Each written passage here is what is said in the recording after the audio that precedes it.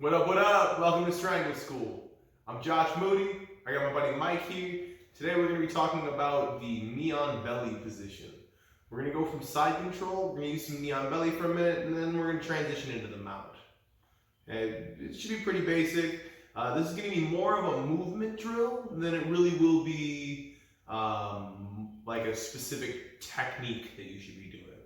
It's more of something to just get you comfortable with floating inside of knee on belly. But there will be a transition hidden in there as well. All right.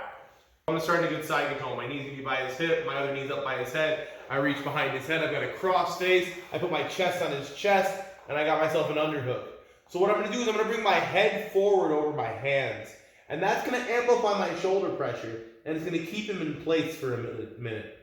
So I'm going to bring my head forward while leaving my butt down. I don't pick my butt up for this. Yeah, I bring my head forward. I lift my hips only high enough to slide my knee onto his belly.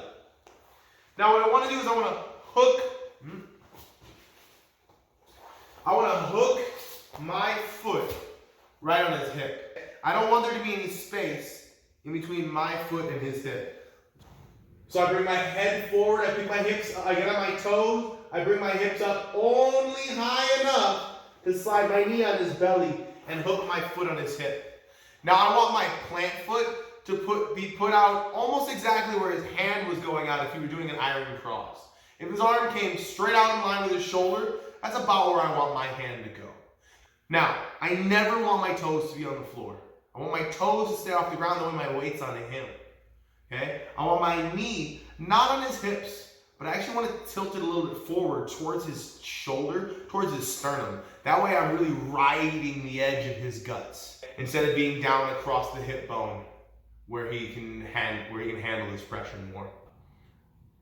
As far as what my hands do, they're typically looking to make sure he can't push on me. So I'll be trying to control underhooks and I'll be pulling overhooks, but I really like to control his head. I like when I get to knee on belly to control his head and an underhook. And I don't really care which one I control. I've got options for both. And I'm really just looking to get you to move here. My hands are flat on the floor. I drive my head forward to add some shoulder pressure. I pop up onto my toes. I get off my knees. I pick my hips up just high enough to slide the knee on belly. Now, I need to switch sides. Okay, you need to be able to switch sides in knee on belly or you're never going to hold it. As soon as your partner shrimps out or does anything, you fall right off of him. The benefit of a knee on belly is my ability to float on top of you. That as you move, I ride the wave and I stay on top of you. So I get up to knee on belly, and what I'm going to do is I'm going to put my hands on the floor. I'm going to bring my right knee into his left shoulder. I'm going to cross my right foot on top of my left foot. Now I'm going to drive my head forward. My heels are going to come to my butt. I'm going to rotate across, and my feet switch places. So now my right foot is hooking on his hip. My left foot posts out, and here I am in my opposite side knee on belly. Ready to control underhooks, ready to look at collar ties for chokes, maybe I grab the near side, all sorts of stuff. And when I'm ready to switch sides again, my hands go to the floor. When you get better, you can put your hands on your partner too, but I find it's a little bit harder to balance when I do it on my partner. So I always teach it on the floor, even though personally I tend to do this with head control. I put my hands on the floor, my head comes forward. I bring my left knee to his right shoulder. I cross my left ankle on the back of my right ankle. And I ferry my left foot across his hip using my right foot to protect it. My left foot hooks his hip. My right foot builds back up, and I put my weight back down on his soft stuff. So one more time. Hands to the mat, knee to the shoulder, cross my ankles, ferry my foot, hook the hip, build my base back up. Switch. Switch. Switch. And now I can do the same thing, and it can take me into the mount. I bring my head forward, I bring my knee to his shoulder. Instead of crossing my right foot on my left foot, I'm going to cross my right foot under my left foot. to his back.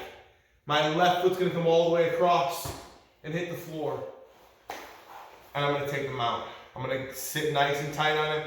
My knees are gonna pinch. I'm gonna try and touch my feet behind his butt. I'm gonna put my chest on his face, and I'm gonna make him look to the side. Hands are just barely floating above the ground.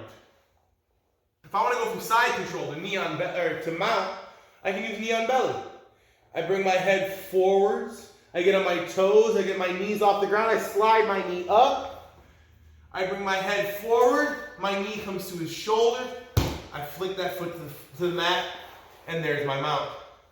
Put my chest on his face and make him look to the side. Superman hands. Thanks for swinging through Strangle School. Please remember to like, share, comment, and subscribe. This time and every time, thank you for being here.